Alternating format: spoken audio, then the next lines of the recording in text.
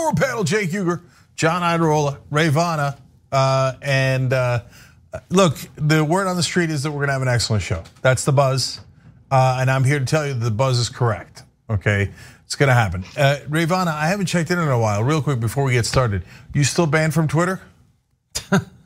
No, I got it back almost the night after our video was posted, where we talked about it on that power panel. So thank you. Yeah, no problem. Not a big deal. Is the power panel a little too powerful? I mean, that's what people are saying. That's what they're buzzing about. It's just on me to report that news to you guys. So got that problem fixed right away. All right, awesome. I'd love to hear the sound of justice. Okay. Speaking of justice, I bring to you John Iadarola. Am I an embodiment of justice? Yes, you are Captain America. Because I don't think this story is necessary. I don't know what's going on. No, not the story. I do have the shield though, thanks to an awesome member of our audience. Captain America is for truth, justice, and the American way. I hear that. Justice is right in the middle of it. Well, when it comes to the news, I can do this all day. Let's jump into the story. Oh, that's a reference, and I get it. Which was also a reference. Anyway, we're gonna talk about it incredibly. Great, now I'm making jokes and this is super serious. Let's get serious, people. Serious, everybody. Rayyvana, get serious, come on. Mainly her. Okay, mainly her. Yeah, mainly. The British government has announced that the founder of WikiLeaks, Julian Assange, can in fact be extradited, sent to the United States to stand trial on espionage charges. Now, it isn't necessarily going to happen. He is expected to appeal it. This is how the legal system works, but it is far more likely to happen right now. And for a number of people who have been legally defending Julian Assange or advocating on his behalf for some time, this is a particularly scary move. On the other hand, you have the Home Secretary of the UK, Priti Patel, who said that his extradition would not be incompatible with his human rights, including his right to a fair trial and to freedom of expression, sounding like some sort of bizarre cyborg there. In any event, others are incredibly worried, not just about what could happen to him, although that's a significant concern, but about the precedent that is being set with this ongoing legal effort and whatever the next phases could be. You have one of the heads of Amnesty International, Agnes Callamard, previously worked at the United Nations as a human rights expert, said that allowing Julian Assange to be extradited to the US would put him at great risk and sends a chilling message to journalists the world over, and that might well be the intent, in fact, not just the effect. But they also say, if the extradition proceeds, Amnesty International is extremely concerned that Assange faces a high risk of prolonged solitary confinement, which would violate the prohibition on torture or other ill treatment. Diplomatic assurances provided by the US that Assange will not be kept in solitary confinement cannot be kept on face value given previous history, both in terms of how he has been held in the past, but also that's the United States, criminal justice system. We use solitary confinement as like a standard everyday tool, and it is just as inhumane as Amnesty International is saying there. So we have more on this, including Julian Assange's wife, but I wanted to give both of you an opportunity to weigh in. Yeah, so this isn't about Assange the person. This is about principles that we have as a country or don't have. So the two, and I say that because, look, there's some things that Assange did later in his career that I didn't love, like offering $100,000 for information about stories that kind of incentivizes you to create that evidence, whether it actually exists or not. So I've got some like very specific bones to pick on issues like that. But this is not about any of that. This is about his earlier work, which was exemplary. And by the way, world changing. It's, in my opinion, in a lot of ways, exactly what journalism is supposed to be. So the two principles at hand here are freedom of speech and freedom of the press, right? As one, are supposed to be our First Amendment, and more importantly, how Assange has been outcast from the rest of the press. Like the government picked him off because he was easier. He didn't have a big brand. He didn't have a multi-billion-dollar corporation. So he wasn't the New York Times or CNN. So they go, oh, that guy's an independent journalist, and so he won't get as much backing from the rest of the press and everybody else. And he caused the most amount of trouble because he's not playing ball. The rest of the mainstream press, relatively speaking, plays ball with the people who are powerful, gives us credit for always being right, and they write down our opinions as if it's true, and I can go on and on. But he didn't play ball, so we're gonna banish him, and in that way we intimidate the rest of the press, and we effectively take away freedom of the press, and we beat up an outsider, which the powerful love to do, right? And then the second issue is even broader, as John pointed out. It's that the rest of the world now is afraid, or certainly portions of their governments are afraid, and their people are afraid to send us any detainee, because whether it's about this issue or any issue, because we torture people and we do it regularly. And you think, oh, come on, really? Torture, that's a strong. Solitary confinement is definitely torture by all international law. Why? Because it drives you crazy, literally. It's not like, oh, metaphorically, kind of, oh, it was a little tough. I mean, even a limited period of time of solitary confinement, it causes significant mental issues, deterioration, etc. So they've studied it, there's no question about it. And we do it at a barbaric rate. I mean, the rest of the world is barely now waking up to, oh, America's kind of monstrous. It's like, in the old days, I was sending someone to Saudi Arabia, they're gonna chop off their arms and stuff, which by the way, they kind of do, right? And it's still the case, unfortunately, after all these years. But America, human rights and the United Nations and stuff. No, we torture people here. We did it under Cheney and Bush, that was illegal until then, and Obama afterwards said, it is now legal. Okay, I choose not to torture people, but it's not a crime anymore. So now people are very legitimately worried that yes, Assange will be tortured, and he'll be tortured for the crime of doing journalism. So that's the sick state of America today. Rayyvana. Yeah, I mean, that's exactly it, right? Julian Assange is a journalist and a publisher who did journalism and publishing, and is being prosecuted by the United States government for the crime of exposing their crimes and making them look bad, which is a big no-no apparently. But I also just want to point out that this is not like one party or the other. This is a bipartisan attack on journalism because it started under Obama, continued under the Trump administration, even though he had praised Julian Assange and sort of heavily indicated that there might be some sort of pardon for him, which never came. And it's being continued under the Biden administration. So it doesn't matter what party's in power, this attack on journalism, continues on. And it's also amazing, like I understand, there's this thing in the media where people just make everything about everything else. And so I try to avoid that, but like they've been hounding him across the face of the earth for so many years. And I don't know, did Trump try to do a coup? I don't know, we have to get into his frame of mind.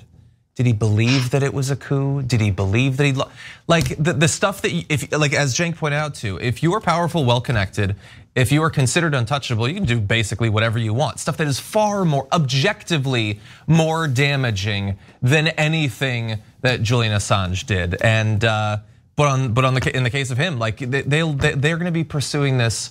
If they don't get him this time, for decades, it will never end, and I don't understand it. In any event, I want to go to some video of Stella Assange, Julian Assange's wife, talking about this development.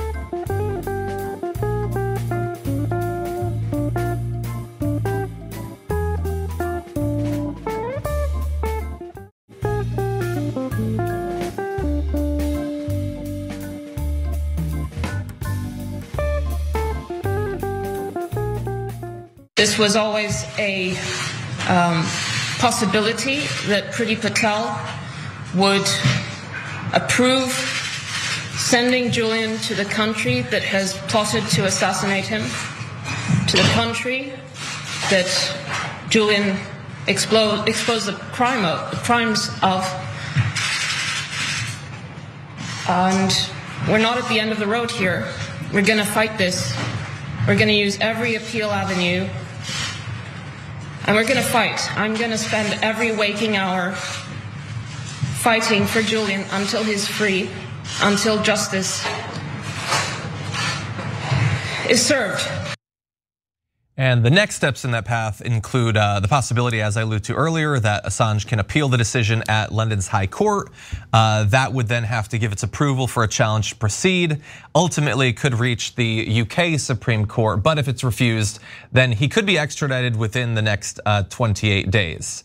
And God only knows what the timeline would be like after that. But if he is found guilty in the end of all of the 17 Espionage Act charges that he's facing, originally brought by the Trump administration, he faces 175 years in prison, which that is just utter. There's a lot that comes up day to day in the news that just leaves you dumbfounded at the state of things. But that is absolute madness. Like, murderers don't face. I will never understand it. I don't understand the obsession. Whether you like him as an individual or not, and I think that there's plenty that he's done outside of his work that's just reprehensible as a leftist. Like, he was perfectly happy to help a fascist get elected as president of the United States, doing untold damage to so many vulnerable communities in the US. But this is about his work. It is madness that you could spend a year in prison, let alone close to 2 centuries, and that should not be controversial. I don't know why it is. I understand inside of the news media, as Cenk so perfectly put it, but for regular people, if they pay attention to this, and it won't get talked about much, so there's a good chance that they won't, nobody would understand why any of this works the way that it does. Yeah, well, so that's going to get to my critique of the rest of the media in a second. But first, to double down on what Rayyvana was saying, so it's not just bipartisanship here in America. It's every government that's dealt with this, the UK, Sweden, etc. Whatever the American empire wants, the American empire receives. You would like us to turn over a journalist? Well, I mean, look, again, the Saudis chopped up Jamal Khashoggi, who was a journalist for the Washington Post. Yep. Instead, we're threatening to end someone's life by putting them in prison for 175 years and maybe torture them for the rest of their lives. Okay, we're better, marginally. We shouldn't be marginally better than, by the way, our allies who are chopping up journalists, or our ally that murdered a journalist, Shireen Abu Akleh, right? So, and then that gets to the rest of the press. What are you guys doing? I mean, you should, at the White House press conferences, you guys should be going nuts over Assange and Shireen, etc., because that's killing journalists, that's imprisoning journalists for doing their jobs. But they don't view them as one of them. They view them as the dissenters. And punishing dissent is good, because then corporate media has even more power because they don't dissent. Then they get more access, and they're the only show in town, and they're a monopoly, and you better be inside the mob, because if you're not, well, you got no protection, you got no capos. Oh, you did great journalism, Assange, and exposed how awful the American government was acting. Well, maybe you shouldn't have done that, huh? Right? Where the hell are you guys? Bunch of frauds. Frauds, totally, utterly frauds. Okay, so back to the Trump, the fraud. You know, the person who threatened to assassinate him is Mike Pompeo, working for Donald Trump. They put together a memo about how should we murder Assange. That's after Trump was like, I don't know, maybe I give him a pardon. Meanwhile, he's like, well, go kill him, who cares? Just do a memo on how to kill and murder that guy. He helped you anyway, you idiot, right? But he doesn't care. He doesn't care about anybody, right? There's no loyalty. Yeah, of course not. So for God's sake, just let him go already. He's a journalist, let him go. And the fact that everybody isn't outraged by it shows you, no, they're not interested in challenging the powerful. They're interested in serving the powerful. Yeah, and you brought up 2 things I wanted to talk about, Cenk, which was Shireen's murder and the murder of Jamal Khashoggi, because I think that it's like all of those 2 journalists and Julian Assange are, emblematic of the, Biden administration's attack on journalism, because Biden is planning a trip to Saudi Arabia next month to go beg MBS for more oil. This is the country that murdered Jamal Khashoggi brutally, violently. Murdered him, and there's no repercussions seemingly from America, despite the fact that Jamal Khashoggi was a WAPO reporter and an American citizen. The same goes for Shireen. Abby Martin, wonderful journalist, asked Anthony Blinken what the United States was going to do about it, and he pretended that there had been no, credible investigation. That's what he said. We don't know that it was the Israeli government that killed her, despite the fact that by that time CNN had published their investigation that showed that not only was she murdered by the IDF, that it was a targeted attack, that they targeted her to be murdered. So this is just a broad attack on journalism, and it is a scary time to be a journalist. When I say that, I don't mean an establishment media talking head, but like a real journalist who's uncovering actual crimes being committed globally. Yeah, it's always a good time to be a news actor. The news actors never run out of work, right? But actual reporters, it's a very dangerous time. Yeah, Biden's a monster for what he's doing to Assange. I don't care what all you comfortable neo-libs in Washington, they go, oh, you can't call Biden a monster just because we're gonna go put a journalist in jail and maybe torture him. No, that's the problem, not me calling Biden a monster. No, but Assange is not in the elites. Biden is in the elites, and you're offending the elites. You're a very bad person. Oh, do you agree with what Assange said about Trump? I don't care what Assange said about Trump. That's not the point of this. Can you concentrate? Do you have any principles? And the answer for the powerful is, as always, no. By the way, they've already ruined the guy's life. How many years has he spent now hiding from them? Whether it's in an embassy and now under detention. For God's sake, you've done enough damage, okay? Is it not enough? No, for the powerful, the biggest problem in the world is dissent. It must be criminalized and it must be punished. But if you actually committed crimes like Trump did, no, you're free to go. Yeah. Oh, you want to actually destroy democracy? You're free to go. You're among the elites. No consequences at all. But you touch the elites a tiny bit, like Assange did. That's it. I'm going to chase you to the end of the earth. That's what the ugly face of the empire looks like. It's actually kind of amazing that he hasn't turned up dead, considering how much some of the most powerful, I know it sounds hard. Well, we're the Young Turks, it's not CNN. We can, like, considering his enemies, it is amazing that he has lived as long as he has. And yeah, all those caveats. Okay, with that, we do have to take our first break though. There's a lot of other stuff to talk about, including Lindsey Graham, potentially duking it out with Ted Cruz to be the most pathetic modern day Republican. We'll have the video evidence of that after this.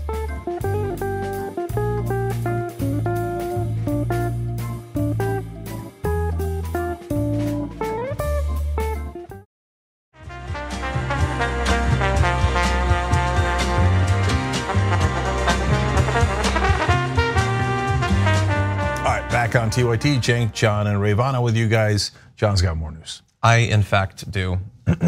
Who is the most pathetic Republican senator? I know what you're thinking. It's obviously Ted Cruz. Almost anyone would say that, including most of his family. But we have a dark horse candidate, Lindsey Graham, speaking today at the Faith and Freedom Coalition conference in Nashville, Tennessee, decided to debase himself to try to get Trump's favor, I guess. Take a look. You know what I liked about Trump? Everybody was afraid of him.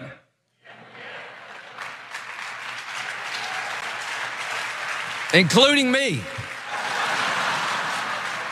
The Chinese ambassador came in and said, we're trying to figure out Trump. I said, take a number, get in line. But here's one thing I can tell you about him, don't cross him. Don't you miss that? Don't you miss an America that people respected and were a little bit afraid of? Dear God. So that is, look, he's getting his applause by sucking up to Trump, but that is at least a genre that he has often dabbled in. If you don't recall, here are a few of the standout moments. I actually like President Trump. He's been very nice to me. He's allowed me to be in his world. He allows me to give my 2 cents worth about different issues when he was president.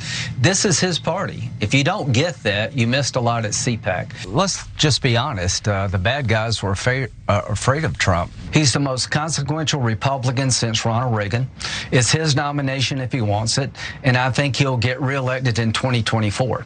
And I'm not going to vote for anybody for leader of the Senate as a Republican unless they can prove to me that they can advocate an American first agenda and have a working relationship with President Trump, because if you can't do that, you will fail. President Trump deserves the Nobel Peace Prize and then some. President Trump is the most consequential Republican in the party. If Mitch McConnell doesn't understand that, he's missing a lot. As to President Trump, in that poll, you own the Republican Party, my friend. You are the hope of the future of conservatism, President Trump. Well, he owns the Republican Party. It's his nomination. The president has a hell of a story to tell about what he did for this country and, more importantly, what he can do. This is the party of Donald Trump. If you think otherwise, you're in for a rude awakening. If you play Trump, you're going to be a big loser. Okay, almost as big of a loser as Trump in 2020. Is it his party? Yes, in a very real sense it is, I suppose. Although those numbers have been shifting throughout the last year or so. He's also destroyed whatever it was in the Republican Party that Lindsey Graham at one point clearly liked. He still wants to be in power, and to do that he has to have Trump's favor, that's true. But the idea that he can't see through Trump, he doesn't understand how petulant and spiteful Trump is, all of this is nonsense because he's experienced it. Lindsey Graham has been repeatedly attacked and mocked by Donald Trump. Donald Trump routinely in just recent days calls him a Republican in name only. It is so pathetic, and it might be that this is actually required of Lindsey Graham to stay as a relevant Republican, to have Trump not support, a primary contender. Maybe he does have to debase himself in this way, but at some point you have to have self-respect. If you supposedly admire strong men, consider being one. Just resign. Whatever's left of your dignity, your self-esteem, go take that and the millions of dollars you have and just go live the rest of your life. It is so utterly pathetic. Yeah, so I think it's even more pathetic than we even realize, because it's not that we don't realize it, it's that it's not repeated enough in the press so that it doesn't sink into people. Trump and Lindsey Graham were kind of battling for the 2016 presidency during those primaries. And then Graham said a lot of terrible things about Trump when he thought, oh, this outsider, he's never gonna win. I have a better chance than he does. And then when Trump crushed him, and then he became Gollum that you see here. And precious, right? But there's another layer to it. I mean, Trump has said the most horrific things about Lindsey Graham. He even doxed Lindsey Graham. He gave out his actual phone number in the middle of those primaries and said everybody should harass him. And that was the beginning of his threats to other politicians, physical threats, right? And Trump once said about Lindsey Graham, he's one of the dumbest human beings I've ever seen.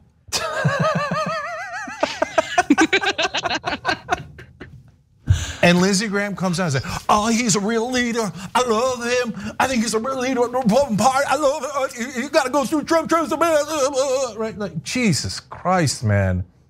I mean, it's so pathetic. You have to avert your eyes. You're like, Jesus. It's like a gruesome train wreck. It's just disgusting to look at. That's who Lindsey Graham is. It's the monkey thing that you talked about years ago. It's the just offering up your banana. Yeah. And that was what the speech was. It was him offering up his banana, and the whole room was filled up with monkeys offering up their banana to Trump. They're all scared of him. One of the most pathetic human beings to ever walk the face of the earth. They're all terrified of him. Yeah, for monkeys, they offer up their bananas to alpha males. And if the alpha male does not have to be nice to them, and if the alpha male is mean to them, they offer more bananas, okay? And it depends on the kind of monkey, of course. And one of the things is, okay, there's a lot of different monkeys, different cultural practices, obviously, we all know this. Okay, anyways, so a lot of times it's bananas, but sometimes like just symbolically, they'll just offer their hand and they'll do this. And that's Lindsey Graham.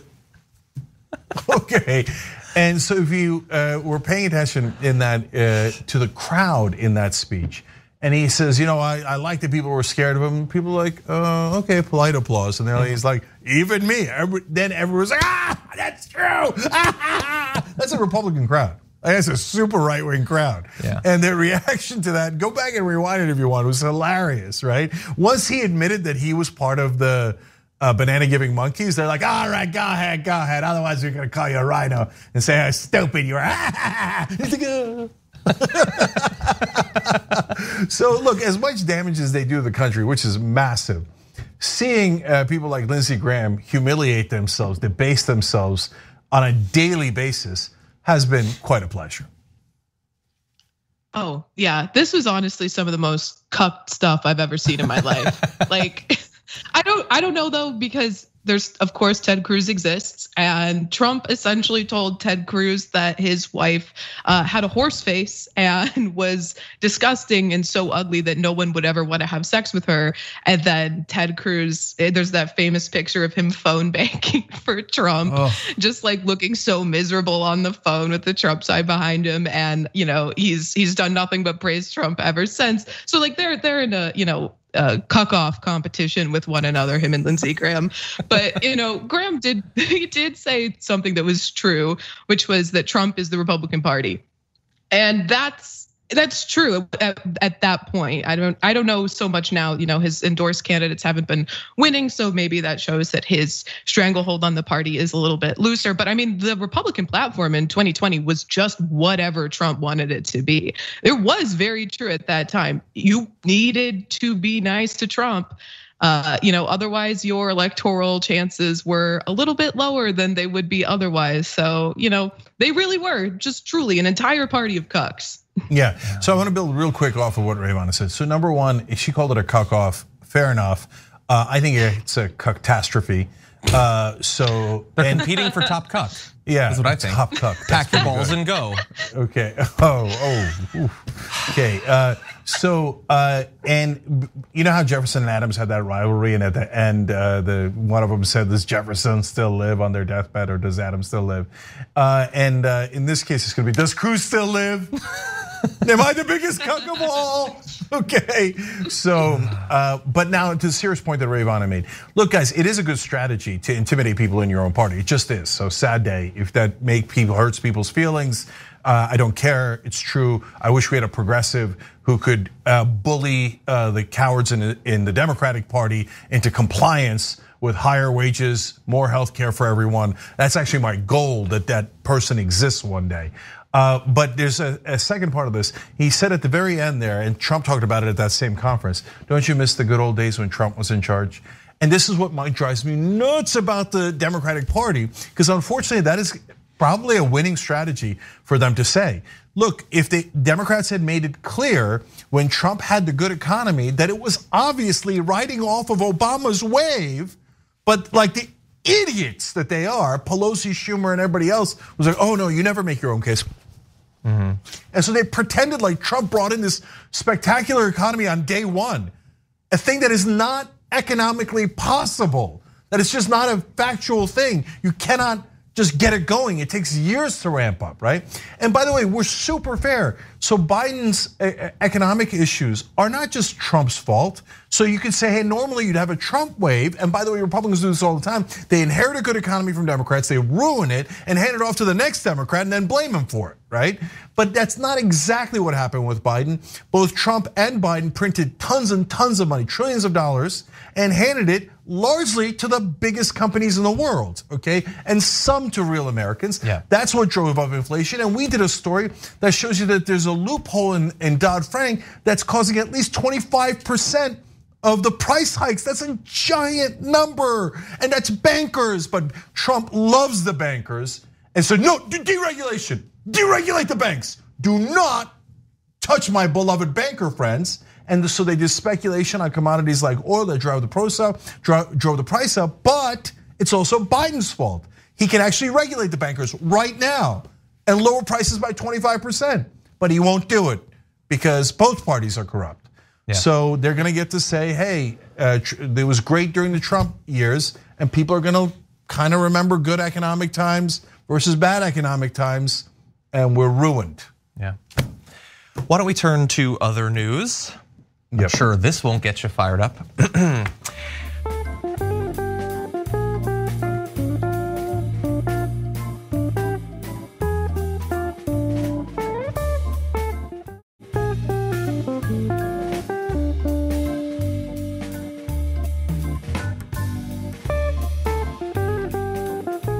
The strategists in the Democratic Party are kind of in a tough position as the midterms draw near. Biden and the Democratic Party are incredibly unpopular, and they have basically nothing to run on because, they chose Biden and that was inevitably going to happen. But they do have a strategy, a wild card that they're banking on.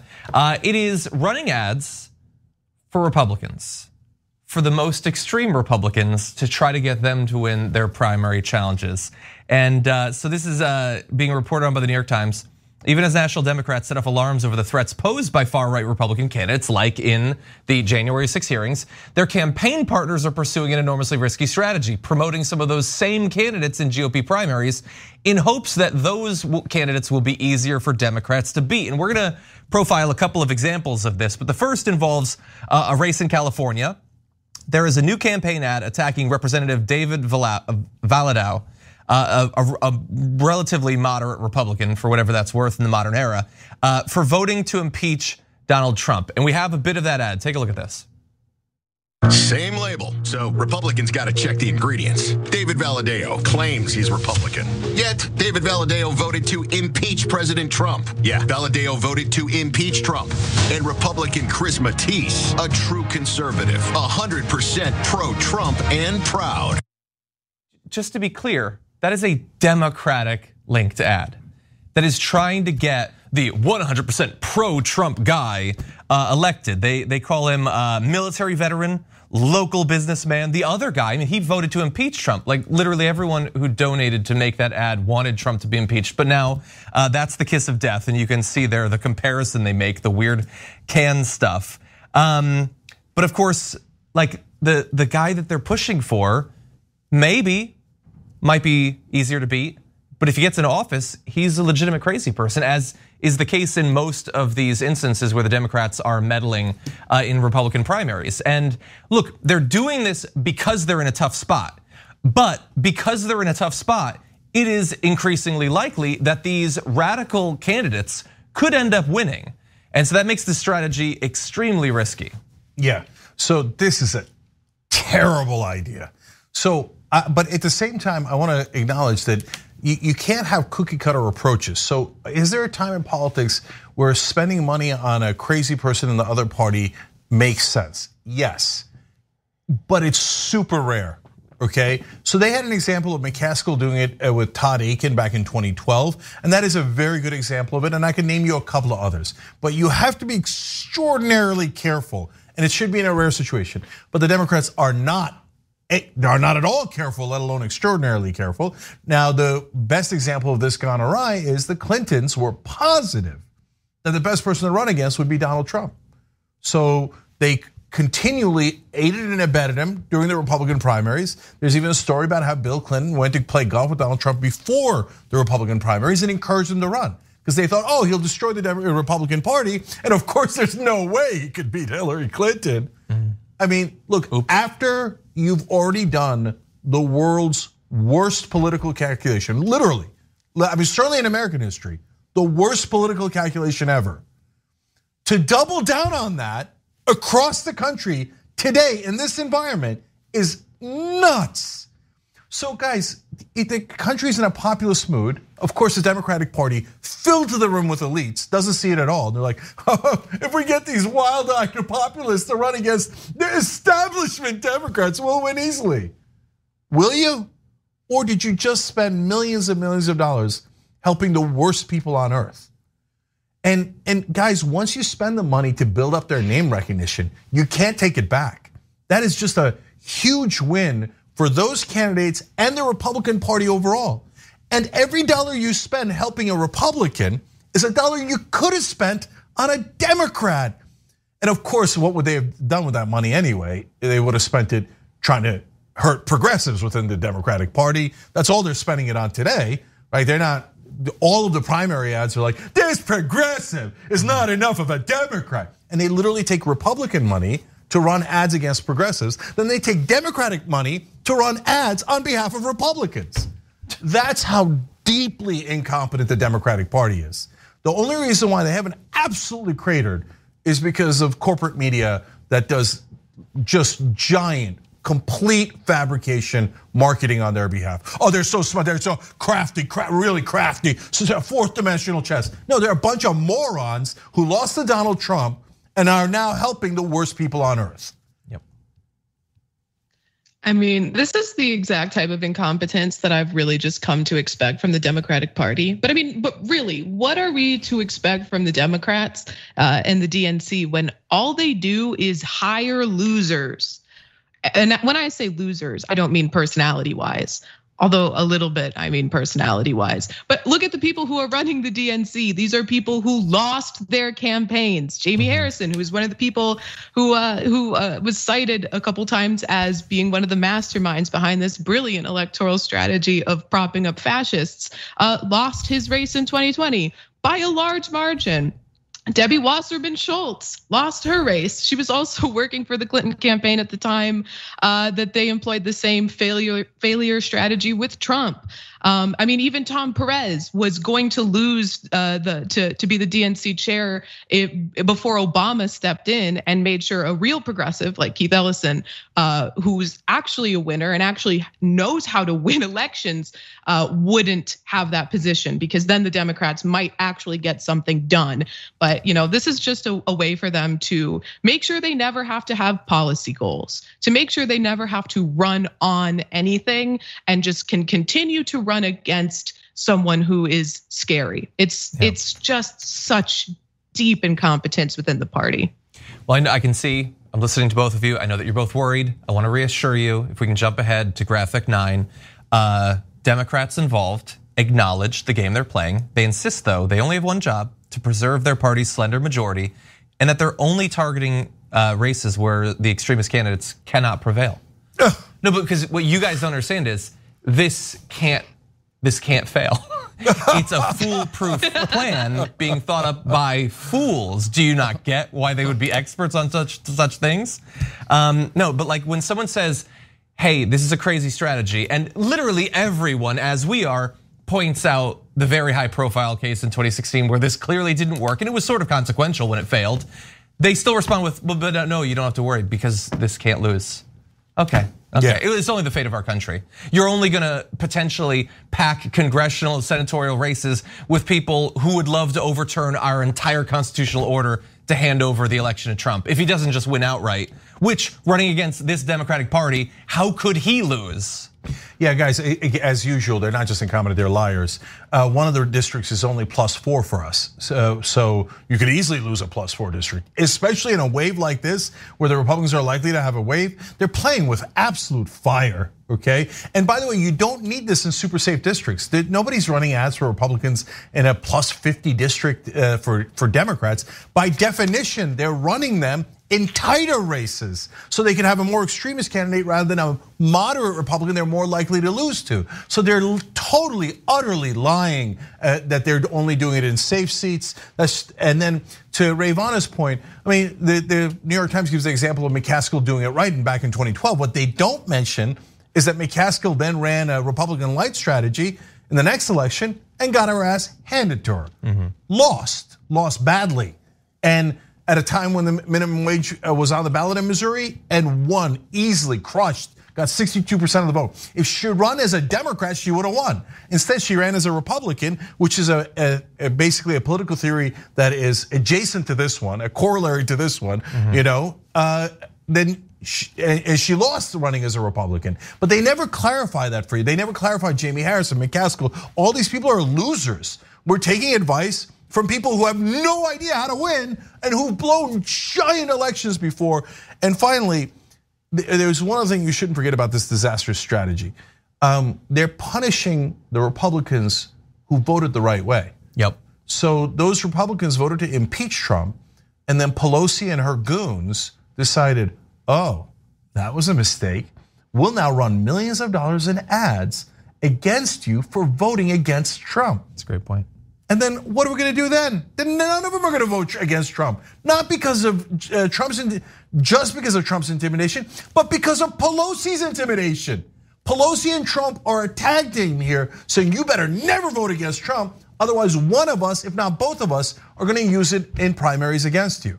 Yep. I can't think of a worse thing to teach Republicans in Congress, a worse lesson. It's just, our leadership do not believe the mainstream media. They're deeply incompetent. This iceberg is straight ahead and they're steering right into it because they're a bunch of absolute morons. 100%. All right. Yeah, that's unfortunately all the time we have for right now. We do have to go to our second break. When we come back though, just seemingly everyone on the right spends 24 hours a day thinking about and then attacking the transgender community, and we've got the evidence after this.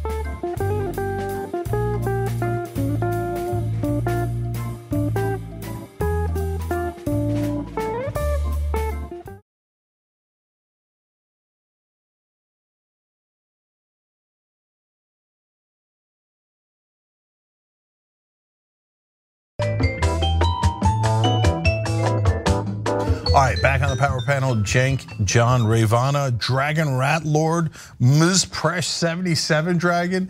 They just hit the join button below on YouTube, so they're part of the show now. They're part of the Young Turks. Yeah, welcome all those amazing dragons. You could do likewise, or if you're not on YouTube, tyt.com/join. Today's a great day to do it because you could win a $100 gift card today. So God bless, John. Okay, with that, let's jump. They are underqualified to have children. They should have their children taken away from them because it's child abuse. It is child abuse to put a half-naked adult in the room with a small child and having them read a book. It's just child abuse. That's what it is. It's child abuse. So that is Candace Owens just openly saying that if you bring your child to, for instance, a drag queen story hour, the government should be able to strip your children away from you. And that might cause a bit of whiplash, considering that this is a party that, and a political movement that just a few months ago was saying that parents should rule all. They are the ones who determine everything for their children. How dare the government try to, for instance, teach them things or vaccinate them? Parents' rights above all. Until drag queen story hour, in which case just strip them away. And I know what you might be thinking. She's a blowhard, she's crazy. What does it matter what she thinks? Well, she represents the party. And in fact, we're gonna show you a clip from just earlier today. Donald Trump at the Faith and Freedom Coalition, what I'm terming a hate rally, effectively. Take a look at what he had to say. Pushing woke gender ideology. Woke gender ideology. Think of it. On young people is nothing less than child abuse. No teacher should ever be allowed to teach transgender to our children without the parents' consent. And I don't think too many people are going to be giving that consent, Mark. Not too many. So just a few years ago, he said, don't worry, LGBTQ plus community, I will be an ally to you. He literally said that. He brought out Tiffany Trump to say that. And then flash forward to today, nobody should be able to teach transgender to people. I don't know what that's supposed to mean. I doubt that he knows what it's supposed to mean, but this is the movement.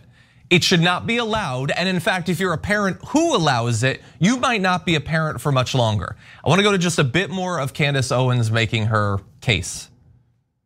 You are seeing right now that adults are getting behind this narrative so that they can have a woke t-shirt on and say, I love my children. I allowed my child to pick their gender and pick their species. And they feel proud of themselves because they can go and they can say this on Facebook that they're a wonderful, accepting and loving adult.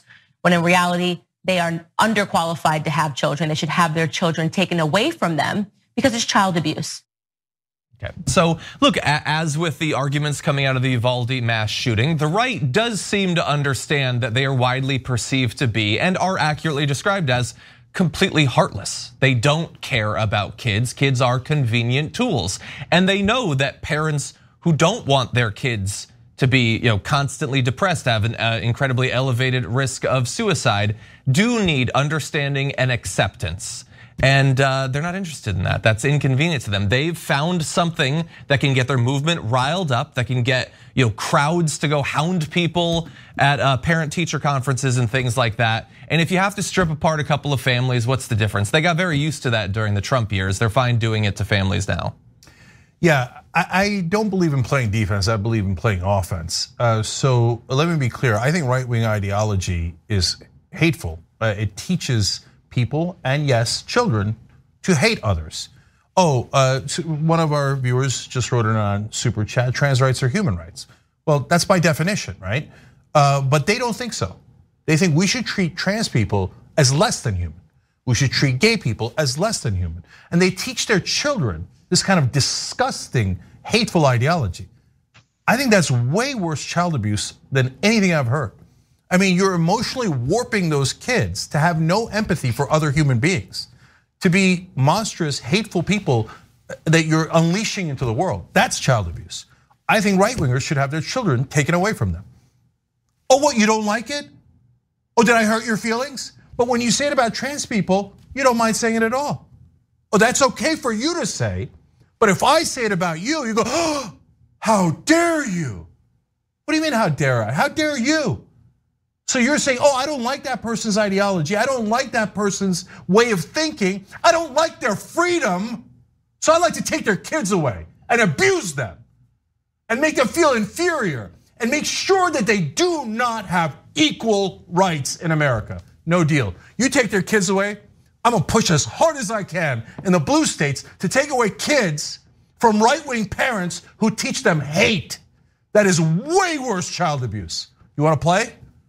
Oh no, but you can't do that to us. Oh really? Why not? You do it to others and you never even think twice because you guys are monsters. It's okay, so Candace Owens talks about half-naked drag queens, and then right after that has a picture of a child putting money in the underwear of someone who's not a drag queen. She's a burlesque dancer, a straight person, has nothing to do with drag queens, has nothing to do with queer people, has absolutely nothing to do with trans people, and she knows that. And the other conservatives who've been using that picture to fearmonger know that. That was in no way, shape, or form a drag story hour. It was a parent who irresponsibly took their child to what is essentially a strip show. And that is obviously something that people will be outraged about. So then they use that picture to lie and pretend that it was a drag story hour, because there is not an example of a real drag story hour they can show that will elicit the same reaction, because it's just not offensive. It isn't. I mean, to the point where she pretends that she cares about protecting children. How many kids have been abused at drag story hours? As far as I know, it's 0. How many kids have been abused in the churches? It's a lot more than 0. And where was Candace Owens when this investigation came out about this decades-long system of child abuse and child sexual assault in these southern churches? What did she have to say about that? Has she ever uttered a bad word about Matt Gaetz, who allegedly trafficked an underage girl for sex? No, she hasn't, because she doesn't give a crap about protecting children. She doesn't care about protecting children. She cares about pushing a bigoted ideology and making sure that that bigoted ideology becomes policy. And there's just something so, laughable about Candace Owens condemning the big government that is pushing, this trans ideology on our kids, and then immediately in that same freaking sentence saying that the government should come take your kids away if you commit the crime of loving your trans child. She's disgusting. She is a disgusting person. The conservatives that push this bigotry are disgusting people, and they don't care about protecting kids, not one bit.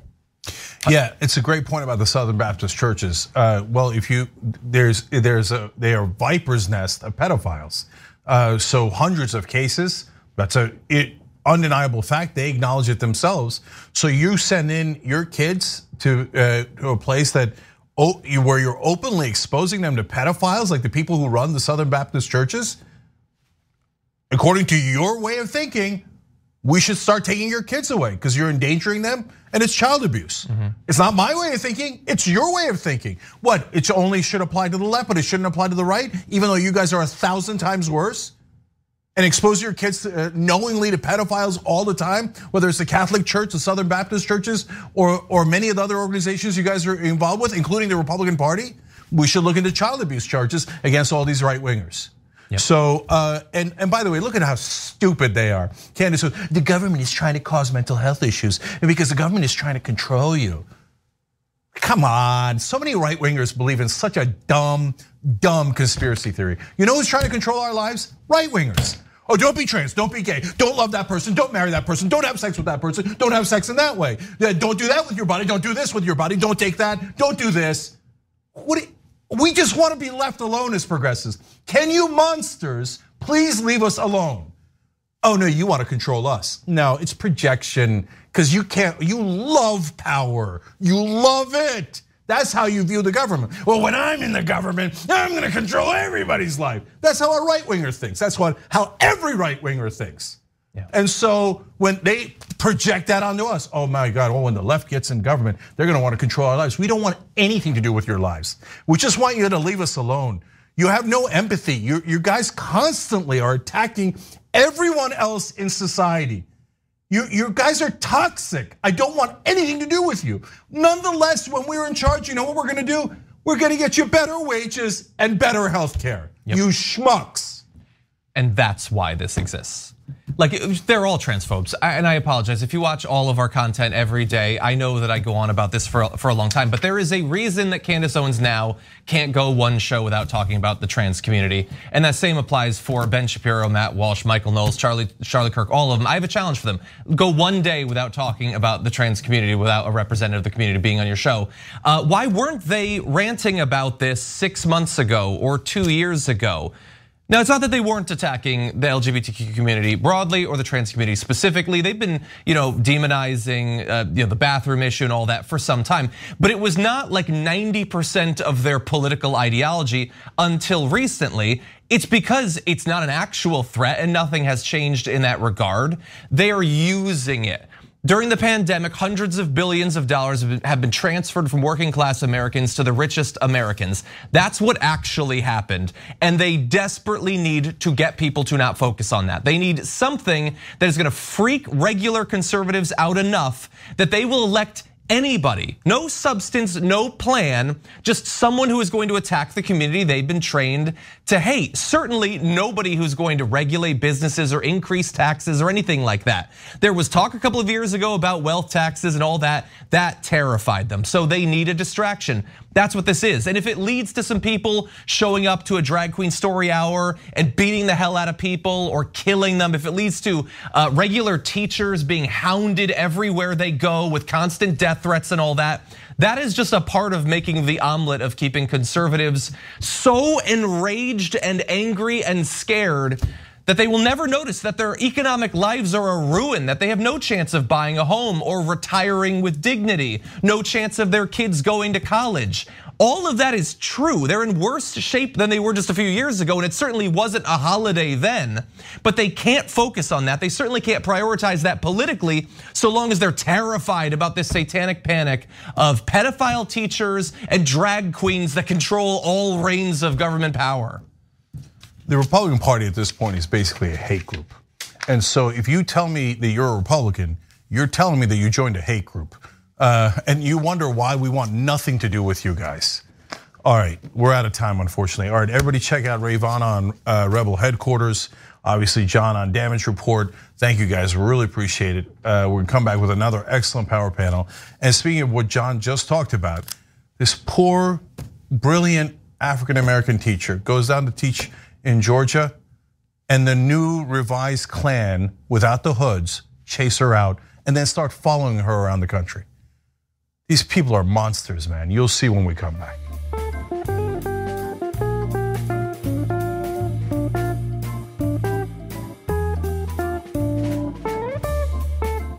Thanks for listening to the full episode of The Young Turks. Support our work, listen ad-free, access members-only bonus content, and more by subscribing to Apple Podcasts at apple.co/TYT. I'm your host, Cenk Uygur, and I'll see you soon.